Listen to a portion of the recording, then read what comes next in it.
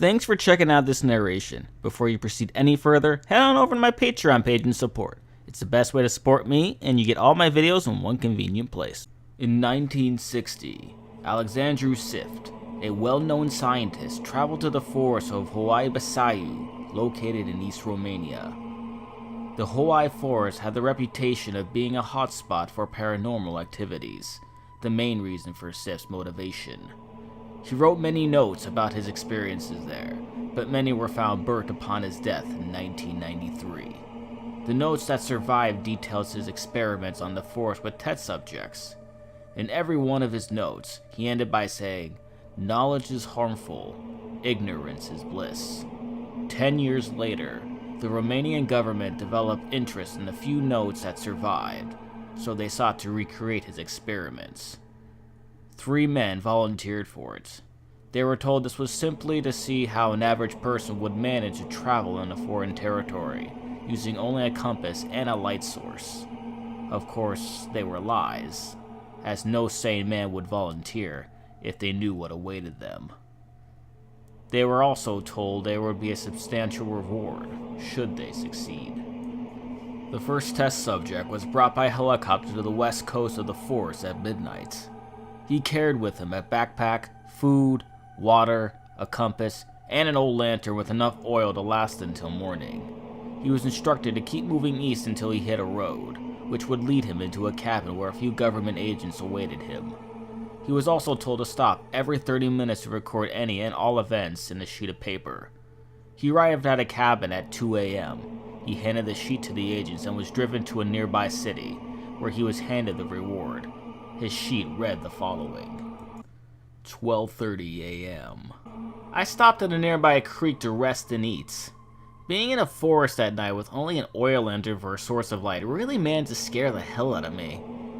I thought I kept seeing more shadows than there really were. 1 a.m. I stopped at a little clearing to change to oil. I swear, there must be something out there following me. I could almost be sure there was a shadow that wasn't from a tree. Maybe an animal? 1:30 a.m. Now I'm definitely freaked out. I saw something staring at me in the distance. I only managed to see its silhouette, but as soon as I looked at it, it vanished. I'm starting to second doubt this experiment. 1:55 a.m. I'm on the road. I can see the cabin from here. That thing from before kept following me. The more I walked, the more it got closer.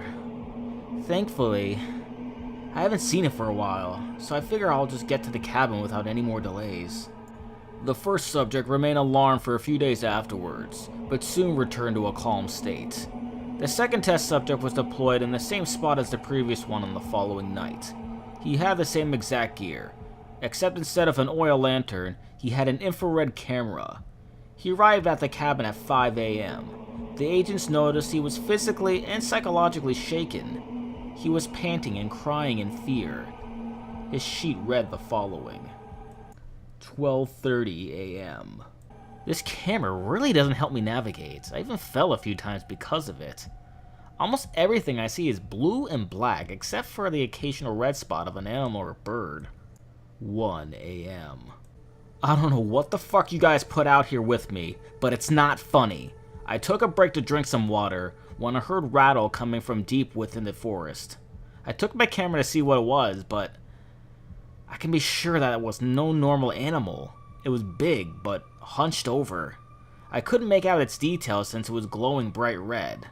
I slowly walked away from it, never losing it out of my sight, even though it stayed completely immobile. I found a small ditch to hide. I guess it's better to write in here than out in the open. I'll quicken up my pace. The faster I get out of here, the better. 4:30 a.m. I'm sorry for not writing more frequently. I just never had the chance. Shortly after the last entry, I heard it walking towards me. I hid in a small cave and waited for it to pass. I took so long because of that. It didn't leave me alone. I'll probably not write anything else until I get to safety. The last thing I want is to be surprised by that thing while my guard is down. The second test subject was visibly stressed and was taken to a psychiatrist for 3 months. The third subject never came back. He was deployed in the same spot on the next night. He had the same gear, except he had a night vision camera. When the agents were leaving the shack, they noticed a worn and ragged piece of paper on the doorstep. It had only one entry. It read the following: 12:05 a.m. If you find this, please tell my family I love them. These may be my last words. After I couldn't see the helicopter anymore, I turned on the camera to check my surroundings. I could see it 20 meters in front of me. It doesn't move as I write this. It doesn't even blink. It has no eyebrows. It's higher than any human or bear I've ever encountered. It's hunched like a gorilla, supporting its weight on the extremities of its limbs. I can't even call those things hands. It has fish-like eyes, no pupils, pure engulfing darkness. Oh God, it's tearing down trees as it moves. After the conclusion of the experiments, the Romanian government placed an electrified fence and guard tower surrounding the entire Huaybasayu forest. They made sure not to let anyone in or out. Thanks guys for checking out this narration. You can like along or commenting. How terrifying is it to know that this forest is known to be haunted? You can check out my playlist of scary stories I've read, from true to original stories that I've written.